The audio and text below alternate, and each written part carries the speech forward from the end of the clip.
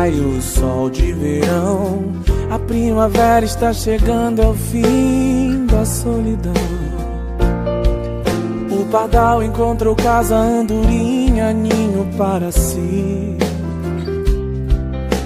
E eu, os teus altares, nuvens e raios sobre o sertão.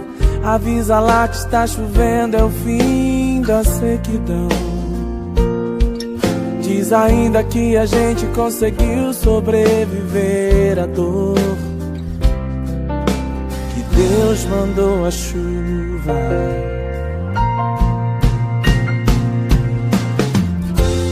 Primavera e verão, no outono e inverno, então o Senhor é o meu pastor. Na alegria e na dor, eu confio em ti, Senhor. Nada vai me separar do teu amor. Nada vai me separar do teu amor.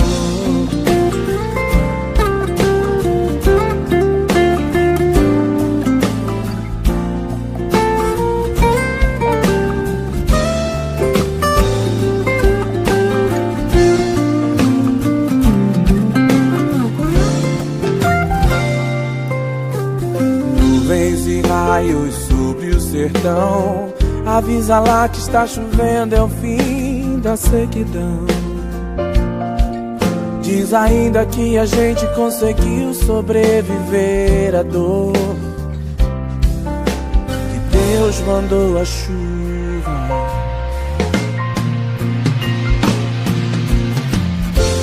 Primavera e verão, no outono e inverno, então o Senhor é o meu pastor. Na alegria e na dor, eu confio em ti, Senhor. Nada vai me separar do teu amor. Nada vai me separar do teu amor. Boa noite, irmãos. A paz do Senhor. Como vocês estão?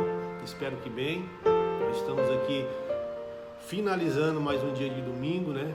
Amanhã será segunda-feira. Amanhã é um novo dia, é um dia que o Senhor vai nos oportunizar para que a gente amanheça cheio de esperança, de fé, cheio de coragem, né?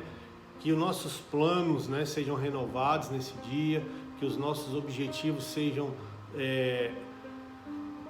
trazidos, fortalecidos à nossa memória, juntamente com encorajamento, com força, para que a gente possa caminhar e possa, em nome de Jesus, alcançar aquilo que Deus tem para as nossas vidas. Amém? Vamos orar neste momento, vamos elevar as nossas vozes em oração e vamos nos preparar para um momento de meditação da palavra. Amém? Louvado seja o nome do Senhor, engrandecido seja o teu nome, Pai. Nós agradecemos a oportunidade de estarmos reunidos aqui, nós engrandecemos o teu nome e nós te pedimos, Espírito Santo, fale às nossas vidas e aos nossos corações. Nós queremos uma palavra que venha do Senhor, que venha trazer conforto sobre as nossas vidas, que venha trazer direção, que venha nos fortalecer no Senhor, Pai, que venha nos colocar na posição de esperar no Senhor, porque a palavra de Deus fala que a palavra que sai da boca de Deus, ela não volta vazia, mas antes ela cumpre o objetivo para o qual ela foi designada. Que o Senhor possa cumprir o teu objetivo na nossa vida e que nós possamos nos encaminhar conforme esse objetivo que o Senhor tem para nós. Oramos, clamamos, bendizemos e te honramos, Pai. No nome santo e poderoso de Jesus. Amém. Amém? Glória a Deus. Está feliz? Está animado? Como é que está a sua vida? Eu sei que existem pessoas entre nós que está desanimado, que está triste, que está enfraquecido, não só fisicamente, mas emocionalmente, espiritualmente falando. Mas eu sei também, irmãos, que existem pessoas entre nós que está muito animado, que está confiando naquilo que Deus está realizando e que irá realizar, amém?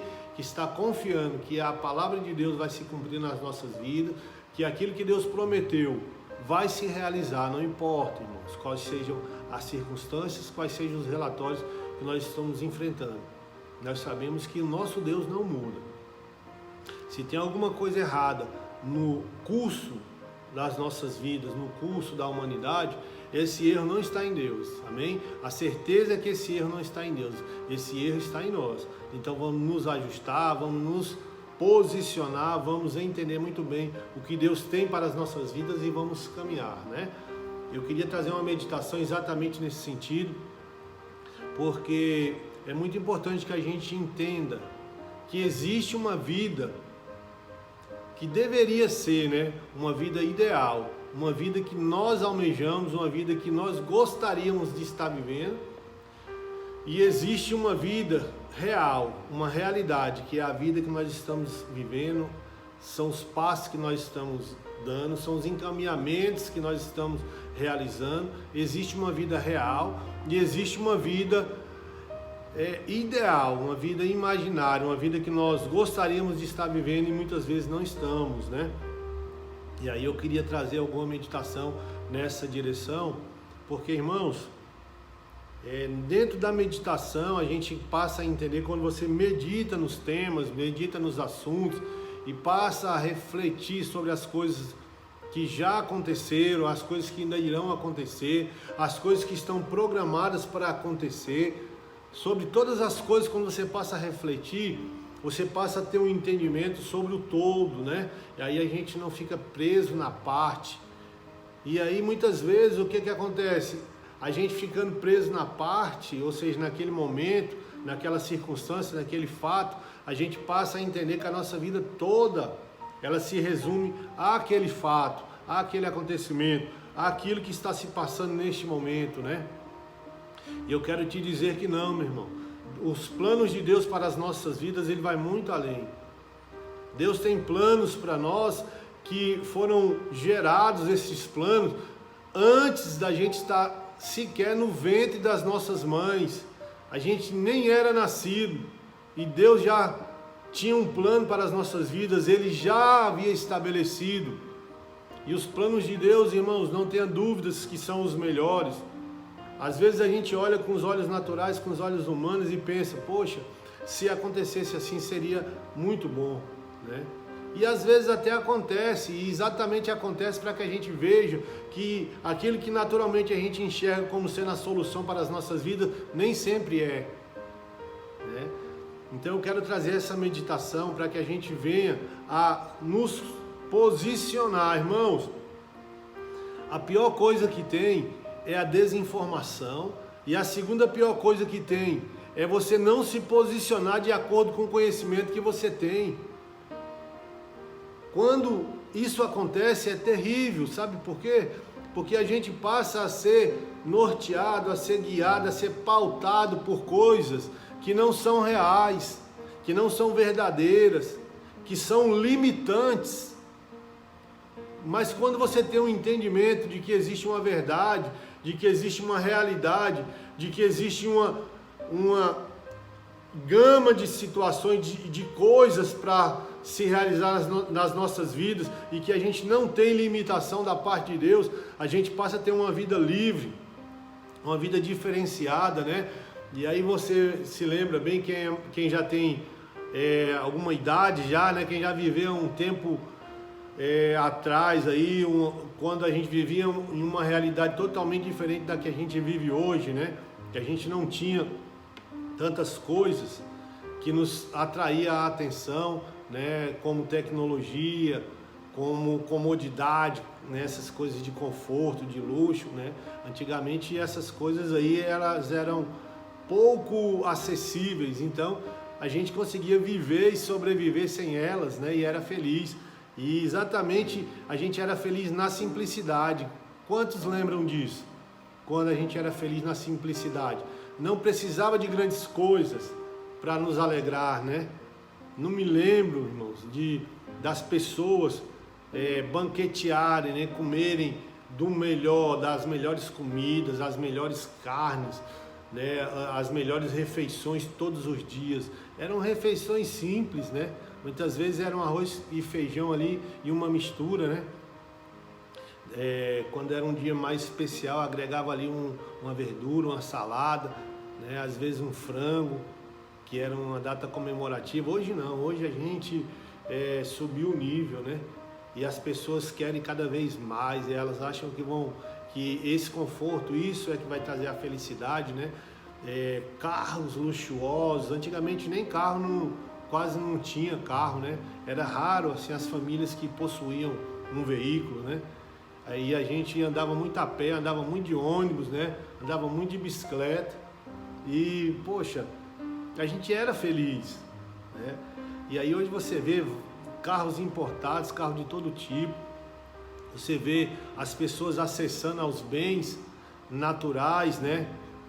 As coisas, né?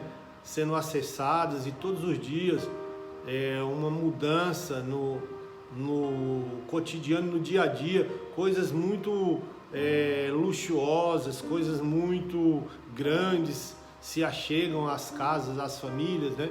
E nem por isso as famílias são mais felizes, né? Eu me lembro muito bem que a simplicidade da refeição, mas a gente sentava ali à mesa, ou a gente se alimentava de uma forma tão alegre, tão grata, né? Tão grato e tão animado com aquele alimento ali que você estava consumindo juntamente com a sua família. E o legal era que, por mais que fosse simplicidade, a família estava ali reunida, né? À volta da mesa. E aí a sofisticação, exatamente, ela tirou um pouco disso, né? As famílias têm mais coisas, têm mais acesso às coisas melhores, né? Mas a presença da família, ela foi um pouco meio que dissipada, meio que desconsiderada, né? Como uma coisa que pudesse trazer uma satisfação, um ganho, né? E aí, meus irmãos e minhas irmãs, a gente observa nestas coisas, especialmente quem viveu as coisas simples e hoje tem vivido nesse tempo onde se busca muito mais, né? Onde se busca ter mais coisas, onde se busca tecnologias, onde se busca conforto, onde se busca as melhores coisas, né? Para se acessar. A gente fazendo esse comparativo, a gente verifica que lá atrás a gente era feliz com a simplicidade, né? E é muito possível ser feliz na simplicidade, por mais que não pareça, né? É possível ser feliz na simplicidade. E eu até entendo, eu até acho que Deus, Ele deseja para nós uma vida simples. Por quê? Porque uma vida simples, irmãos, numa vida simples, simplificada, sem muito peso, sem muita coisa para carregar, sem muita coisa para se apegar, sem muita coisa para defender, né?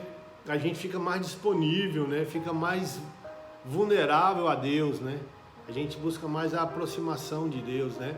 E a vida real hoje, ela tem sido uma vida dificultada por tantas coisas, né? Tem sido dificultada por tantas buscas, por tantas corridas que a gente entra, né? Que não tem razão de ser, que não tem razão para que a gente faça, por tantas lutas que a gente ingressa, que não tem sentido, que não tem fundamento, que não tem porquê, e a gente está dentro dela, está ali, labutando, lutando, buscando, fazendo, acontecendo, né? E Deus nos chamou para uma vida mais simples, uma vida mais desapegada, né? Onde você possa contemplar a simplicidade e possa entender que Deus está na simplicidade, né? Que Deus, quando Ele te alivia, você consegue ver coisas boas na simplicidade, você é mais feliz, né? Você é mais feliz. Mas, irmãos, nós vivemos em um mundo, e esse mundo, infelizmente, esse mundo jaz no maligno. Esse mundo, o inimigo atua nele, né? Exatamente o texto que nós iremos meditar fala de uma atuação, né? Uma alusão, uma atuação do inimigo neste mundo, né? E é a palavra de Jesus, e nós vamos ler rapidamente aqui o que está em Mateus no capítulo 13, que é o que importa, que é a palavra de Deus. E Jesus trazendo algumas instruções, algumas orientações, ele fala sobre vários aspectos, né?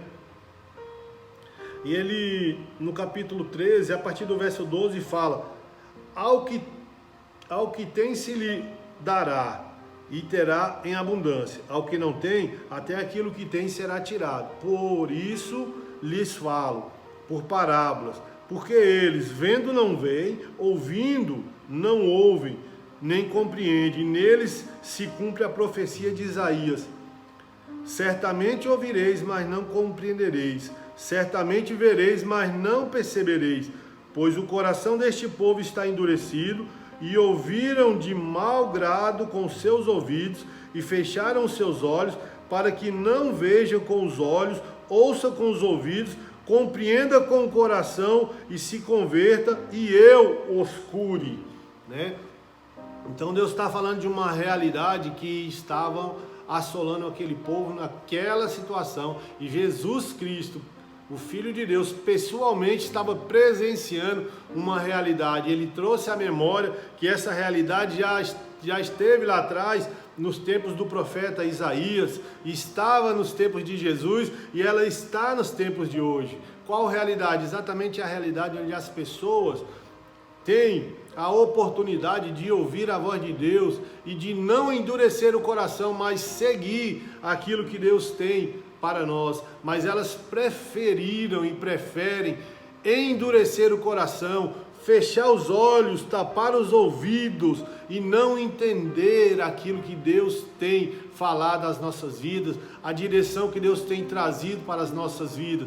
Mas antes se coloca numa posição onde as coisas do mundo elas têm mais relevância, onde as coisas do mundo atraem mais, chama mais a atenção, né, do que aquilo que Deus tem falado. E aí a gente se encaminha por uma vereda que lá na frente, irmãos, lá na frente, no final, quando não dá tempo de fazer mais nada, é que a ficha cai, é que a gente entende que aquele caminho não era o melhor. E aí a gente vai lembrar do texto bíblico que fala que tem caminhos que a homem parece ser bom, mas o final, ele é um caminho de morte, é um caminho onde Deus não havia planejado para as nossas vidas.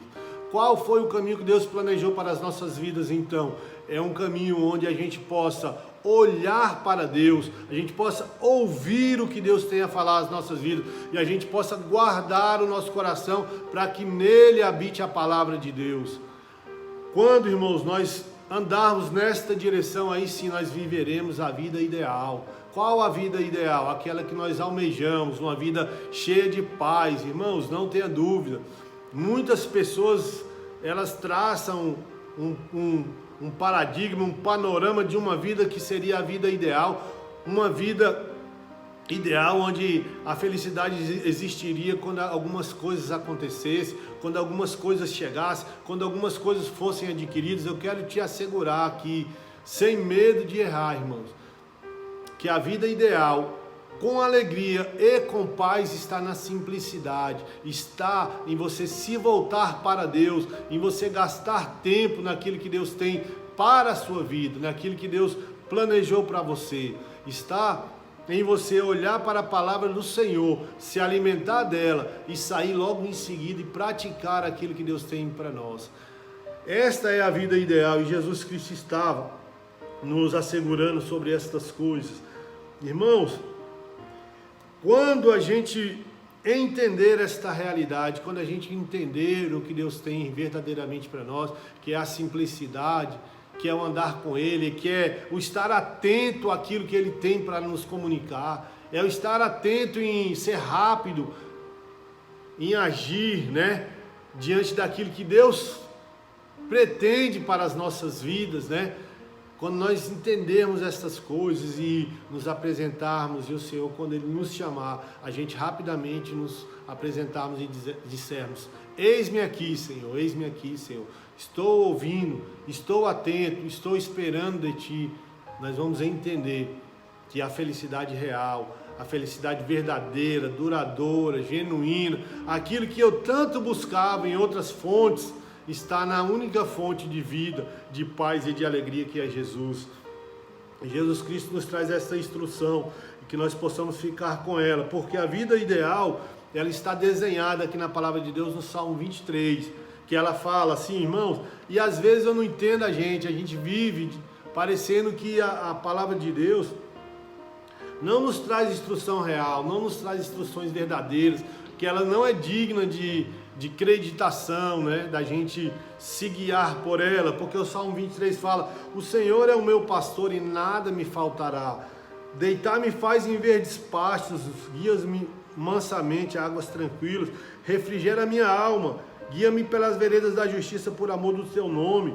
Aí fala assim, ó, olha a segurança, a proteção, ainda que eu andasse pelo vale da sombra da morte, não temeria mal algum, porque tu estás comigo, a tua vara e o teu cajado me consolam. E aí vem, irmãos, olha que segurança, na presença dos teus inimigos, dos nossos inimigos, ele fala, preparas uma mesa perante mim na presença dos meus inimigos, unges a minha cabeça com óleo, o meu cálice transborda, certamente que a bondade e o amor me seguirão todos os dias da minha vida e habitarei na casa do Senhor para sempre.